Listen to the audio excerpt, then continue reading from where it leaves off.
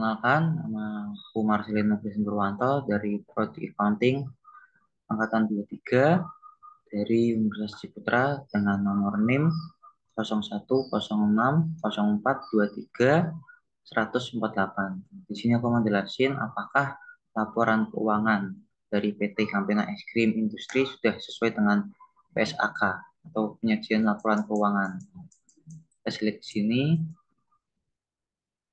tujuan laporan keuangan. Tujuan laporan keuangan itu adalah laporan keuangan itu adalah suatu penyajian terstruktur dari posisi keuangan dan kinerja keuangan suatu entitas. Tujuan laporan keuangan itu adalah memberikan informasi mengenai posisi keuangan, kinerja keuangan, dan arus kas entitas yang bermanfaat bagi sebagian besar kalangan pengguna laporan dalam pembuatan keputusan ekonomi. Laporan keuangan menunjukkan hasil pertanggungjawaban manajemen atas penggunaan sumber daya yang dipercayakan kepada mereka. Laporan keuangan tuh harus menyajikan informasi seperti aset, liabilitas, ekuitas, pendapatan dan beban, termasuk keuntungan dan kerugian, kemudian kontribusi dari dan distribusi kepada pemilik dalam kapasitas sebagai pemilik, kemudian arus kas. Nah, kita lihat di sini.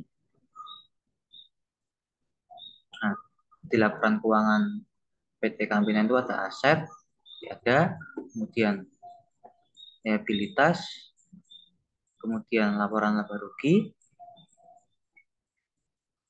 kemudian laporan beban ekuitas, dan laporan arus kas. Nah,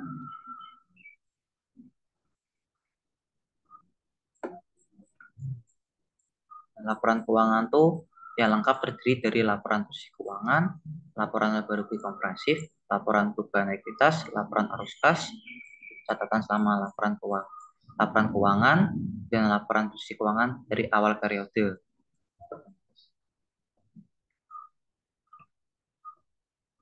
Kemudian laporan posisi keuangan neraca. Nah, nama menjadi laporan posisi keuangan neraca. Tambahan neraca untuk sinkronisasi dengan regulasi di Indonesia. Minimum line item penyajian neraca itu adalah properti investasi, provisi, investasi dengan menggunakan metode ekuitas, aset yang dimiliki untuk dijual, dan lain-lain. Di sini adalah laporan posisi keuangan itu seperti ada aset lancar dan aset tidak lancar. Aset lancar itu adalah liabilitas jangka pendek.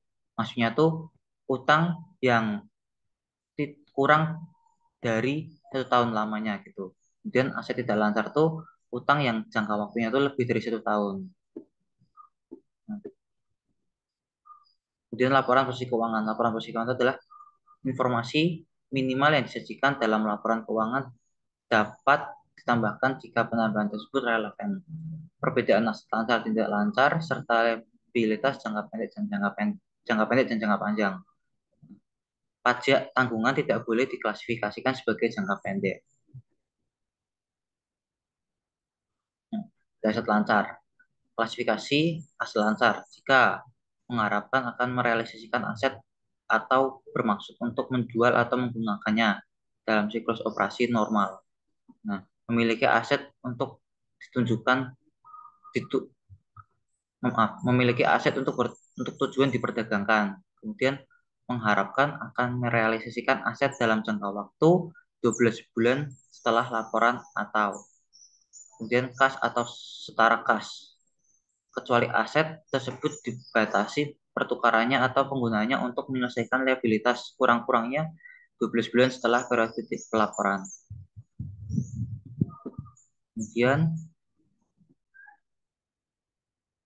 Kemudian di laporan laba rugi komprehensif itu harus menampilkan pendapatan, biaya keuangan, kemudian beban pajak, pendapatan komprehensif, dan lain-lain. Nah,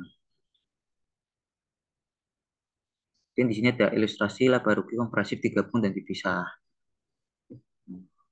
Nah, di laporan keuangan PT Campina itu menggunakan ilustrasi laba rugi komprehensif digabung karena ini hanya satu laporan, tidak dipisah, hanya satu lembar. Nah, kalau misalnya dipisah itu menggunakan dua laporan atau dua kertas gitu. Kemudian minimum line item di laporan laba rugi komprehensif, yaitu ada pendapatan, biaya keuangan, bagian laba rugi dari entitas asosiasi dan joint ventures yang dicatat dengan menggunakan metode ekuitas, kemudian beban pajak, dan suatu jumlah tunggal yang mencakup total dari laba rugi setelah pajak dari operasi yang dihentikan dan keuntungan, kemudian keuntungan dan kerugian setelah pajak yang diakui dengan pengukuran nilai wajar diukur biaya untuk menjual atau dari pelepasan aset atau kelompok yang dilepaskan dalam rangka operasi yang dihentikan. Kemudian harus ada laba rugi, kemudian setiap komponen dari pendapatan komprehensif lainnya yang diklasifikasikan sesuai dengan sifat. Nah, kemudian bagian pendapatan komprehensif lain dari entitas sosial dan joint ventures yang dicatat dengan menggunakan metode ekuitas. Kemudian ada klasifikasi beban sifat, kemudian ada klasifikasi beban fungsi. Nah, di klasifikasi beban sifat itu pemilihan klasifikasi berdasarkan faktor histori dan industri. Dan klasifikasi berdasarkan sifat yang lebih mudah karena tidak perlu alokasi beban menurut fungsi. Itu seperti ini contohnya. Nah, kemudian klasifikasi beban fungsi. Nah, di sini di klasifikasi beban fungsi itu minimal biaya penjualan berdasarkan metode fungsi secara terpisah dari beban lain. Jika klasifikasi berdasarkan fungsi, maka harus mengungkapkan informasi tambahan tentang sifat beban, termasuk beban penyusutan dan amortisasi dan imbalan kerja. Itu seperti ini. Nah, menurut kalian di laporan keuangan PT Campina ini di bagian laporan posisi keuangan itu menggunakan klasifikasi beban yang apa? Menggunakan klasifikasi beban sifat atau fungsi. Dan kita berlanjut. Nah, di laporan perubahan ekuitas. Nah, laporan perubahan ekuitas itu menunjukkan total laba rugi komprehensif selama suatu periode yang diatribusikan kepada pemilik entitas induk dan pihak non pengendali. Kemudian untuk tiap komponen ekuitas, pengaruh peranan retrospektif. Nah, kemudian rekonsiliasi antara saldo awal dan akhir periode yang timbul dari laba, pos pendapatan komprehensif dan transaksi dengan pemilik. Kemudian jumlah dividen yang diatribusikan kepada pemilik dan nilai dividen per saham diungkapkan dalam catatan atas laporan keuangan. Di laporan keuangan PT Campina itu di tahun 2021 kemudian 2022 itu ada pembagian dividen tunai ini dan ini. Nah, kita berlanjut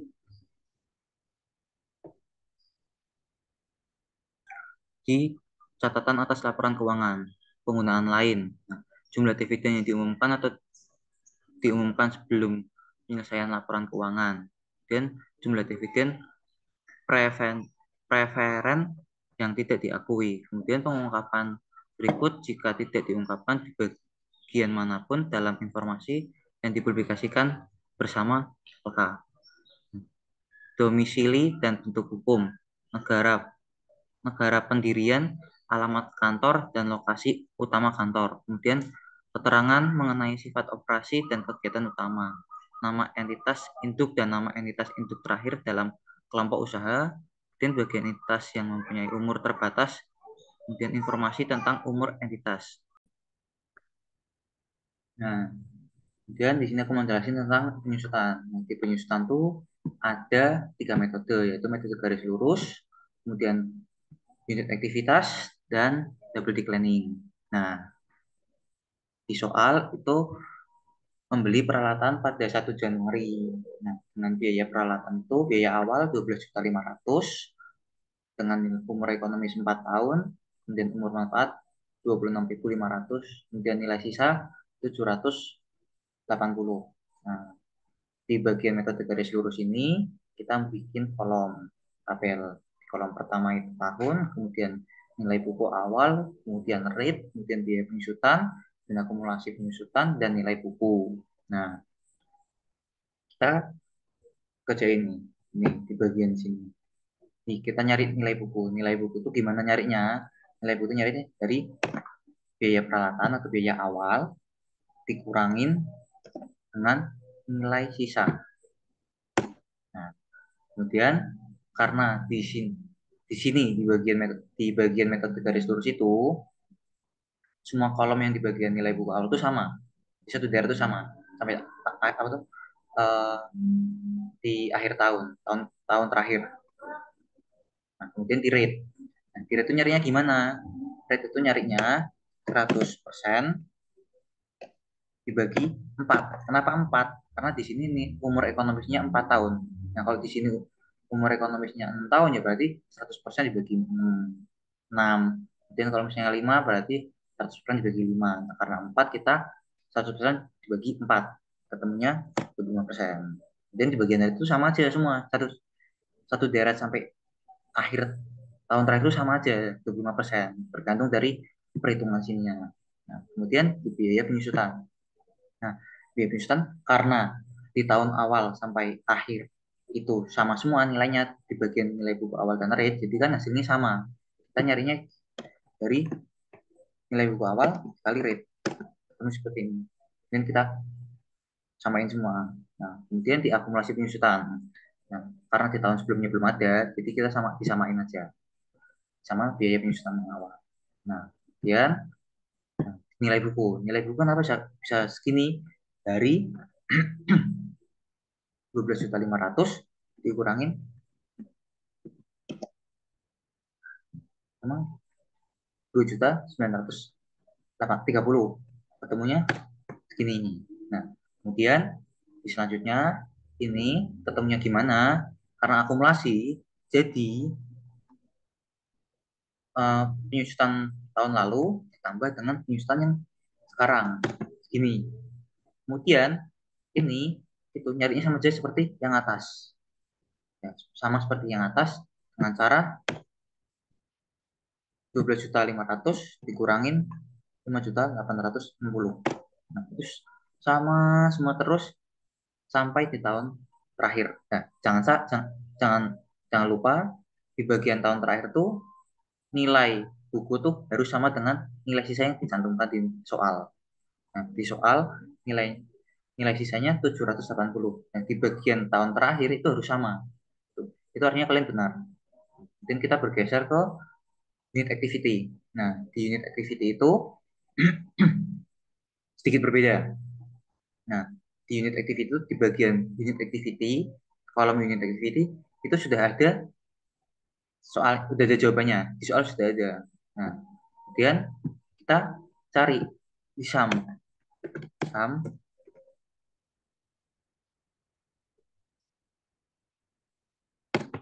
ketemu hasilnya 26.500. Kita masukkan di sini. 26.500. Nah, kemudian ini. Nah, di bagian biaya per kilo. Nah, di bagian biaya per kilo itu kita nyarinya dengan cara biaya peralatan atau biaya awal dikurangi dengan nilai sisa, kemudian dibagi dengan umur manfaat ya ini, ya. Umur manfaat. Nah, akan ketemu hasilnya seperti ini. Nah, kemudian di bagian metode unit activity itu, di bagian biaya per kilonya itu sama aja, setiap kolomnya sama. Kemudian kita berlanjut ke kolom sebelahnya, eh, biaya penyusutan per tahun. Nah, cara nyarinya itu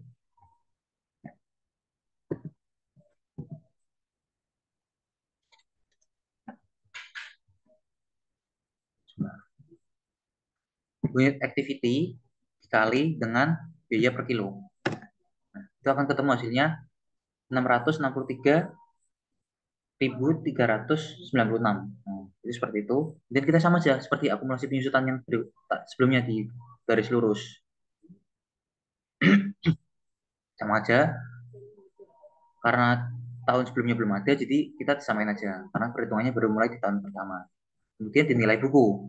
Dinilai buku itu carinya, nah, biaya peralatan atau biaya awal itu sebesar 12.500.000 dikurangin dengan akumulasi penyusutan di tahun pertama. Nah, ini sebentar. Tahun pertama akan ketemu hasilnya seperti ini. Kita lihat aja.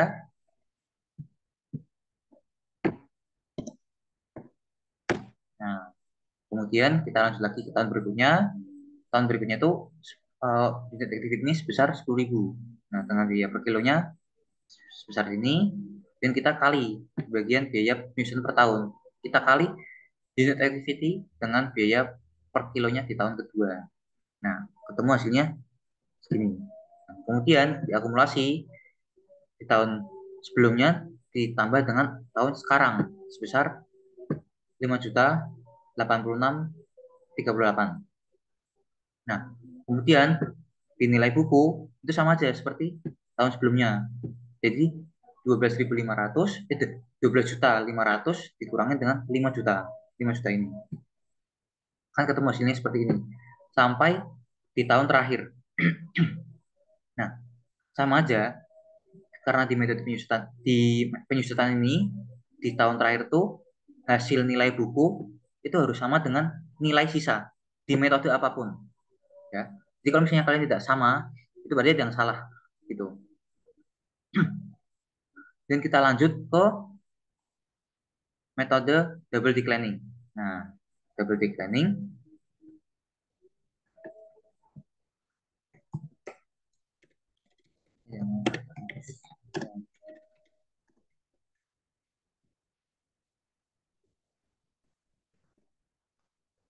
Nah, di double declining. Nah, di double declining itu rada sedikit berbeda. Agak sedikit berbeda. Ada penyusunan sedikit gitu. Nah, biaya peralatan sama sebelumnya, sama soal-soal berikutnya sebelumnya. Nah, di bagian double declining. Nah, di tahun nah, kita dinilai buku itu menggunakan biaya peralatan, biaya awal, biaya beli sebesar 12.500.000. Nah, di bagian rate-nya di bagian double declining itu adalah 2 kali lipatnya dari garis lurus.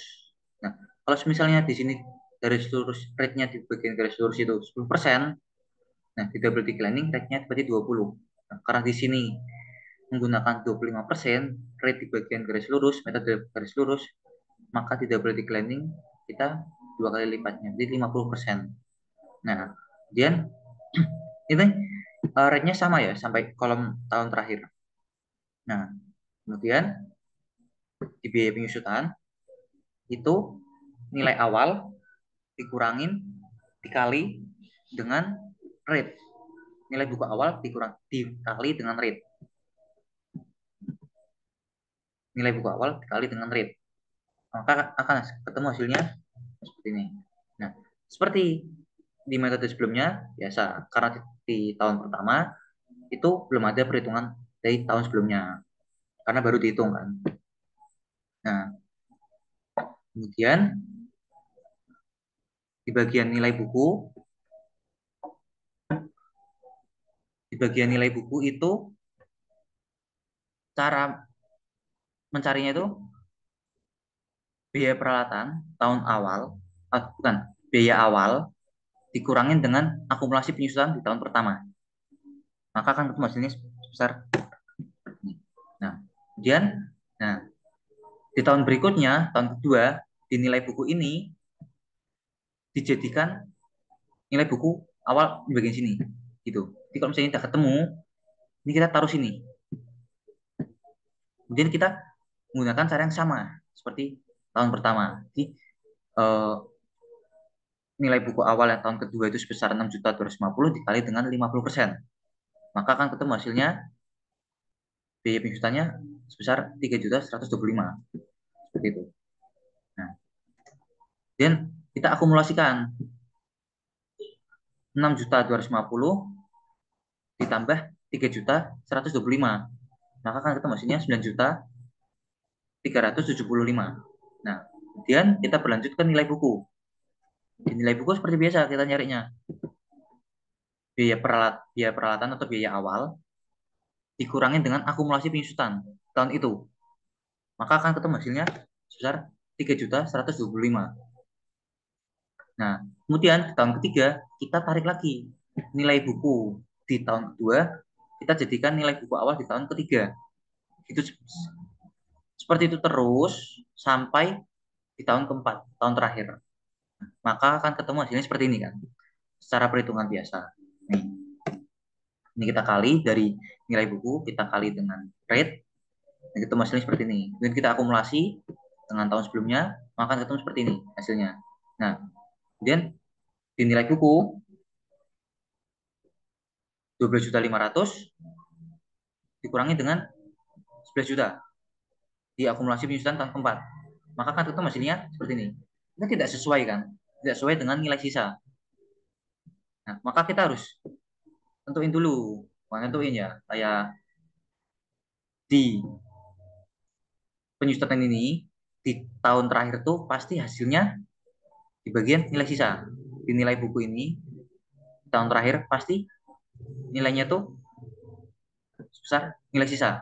Jadi kalau nggak sebesar nilai sisa maka itu salah. Jadi kita tulis di sini nilai sisa 780. Nah, kemudian di bagian akumulasi penyusutannya caranya eh, di tahun keempat ini akumulasi di tahun keempat ini dikurangin dengan 780. Maaf.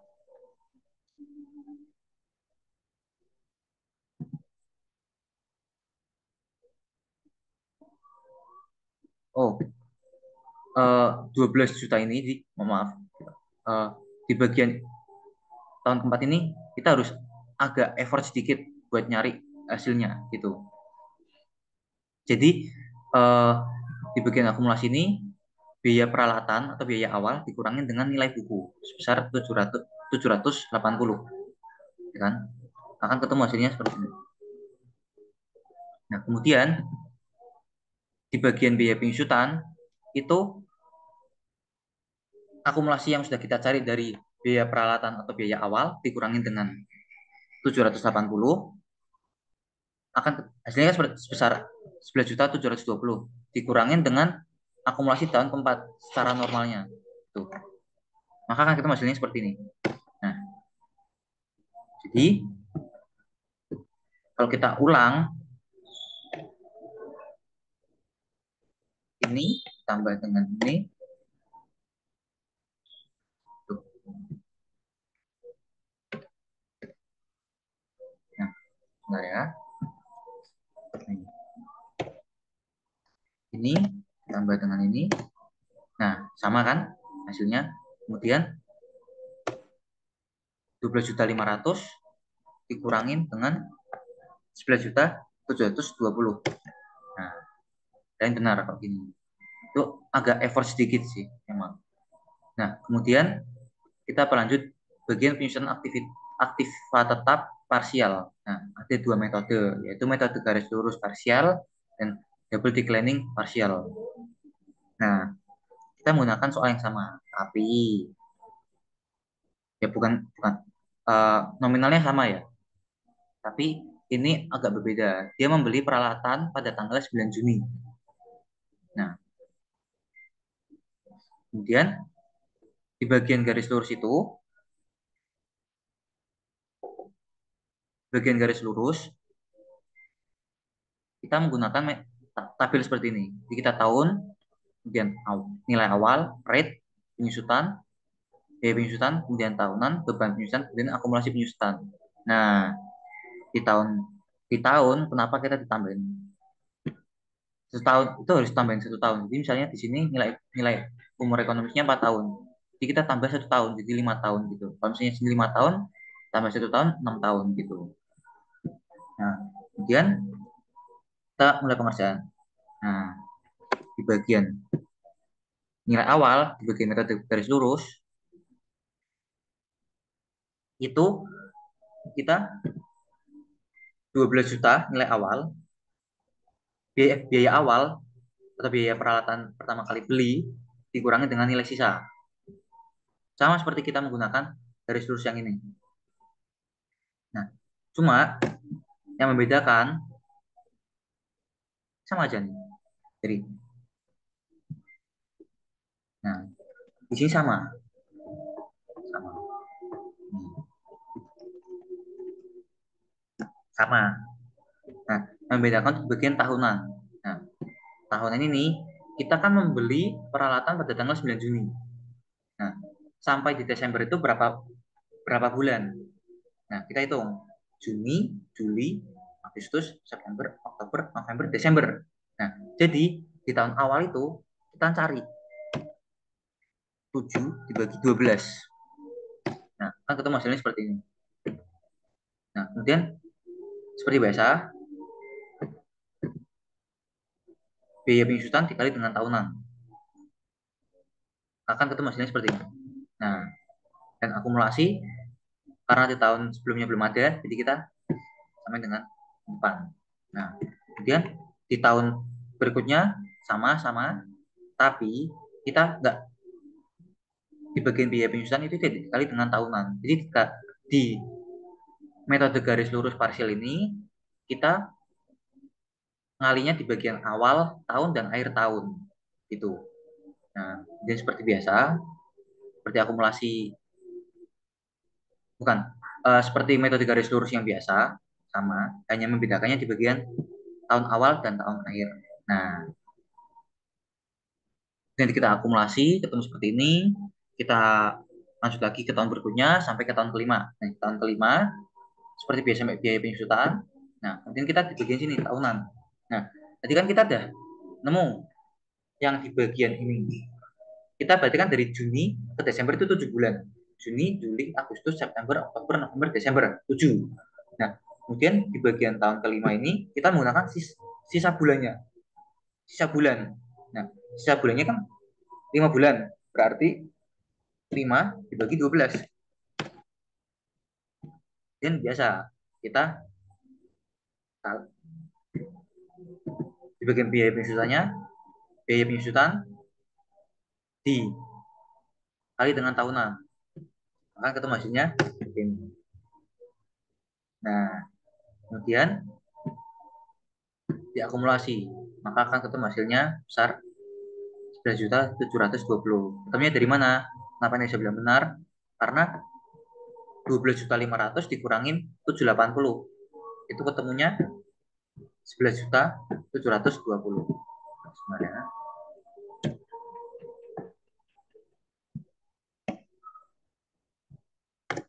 Nih, itu benar. Dan kita berlanjut ke metode double declining partial. Nah, sebenarnya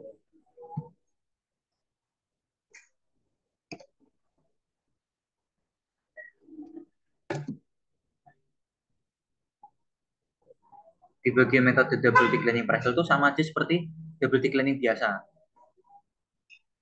Hanya yang membedakannya di tahun pertama. Tahun pertama kita menggunakan 7/12 seperti metode garis lurus. Sama aja, rate-nya sama, 2 kali dari rate garis lurus. Kemudian kita menilai awalnya menggunakan sama kan? Sama, 12.500 yang biasa di double declining, yang partial sama. Nah, kemudian kita lanjut ya. Nah, di bagian tahunan itu kita menggunakan di tahun pertama kita menggunakan 7/12, maka akan ketemu hasilnya seperti ini. Nah, beda dengan garis lurus parsial. Garis lurus parsial kan kita menggunakan sisa bulannya 5 bulan itu, tapi di tahun terakhir. Nah, tapi di bagian double declining partial tuh kita enggak, kita hanya mencari di tahun pertama seperti itu. Nah, seperti biasa nyarinya, biaya penyusutan dikali dengan tahunan, maka akan ketemu hasilnya beban penyusutan. Nah, di beban penyusutan akumulasinya karena di tahun lalu belum ada, jadi kita menggunakan tahun sekarang. Nah, dan kita berlanjut. Nah, ini ketemunya dari